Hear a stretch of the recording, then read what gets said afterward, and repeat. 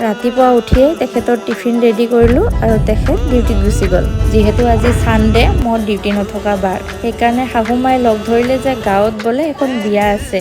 সেইকাৰণে শাহুমাৰ লগত আহিলোঁ তেখেত ডাঙৰ দীঘল হোৱা গাঁৱৰ ঘৰখনলৈ।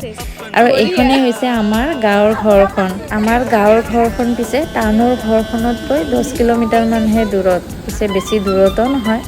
এইজনী বৌ মোৰ ভিডিঅ' চোৱাবিলাকে চাগে চিনিয়ে পাইছে। আৰু এইকেইজনী হৈছে তেখেতৰ কাজিন ছিষ্টাৰ। আমাৰ কাৰণে পিছে খুৰীহঁতে ৰখিয়ে আছিল, মানে একেলগে যাম বুলি। আৰু এইজনী হৈছে আমাৰ গাঁও ঘৰৰ খুৰী। আমি গোটেই কেইজনে যাব ওলালোঁ বিয়াৰ ঘৰলৈ। বিয়া ঘৰ পিছে আমাৰ গাঁও ঘৰৰ ওচৰতে হয়।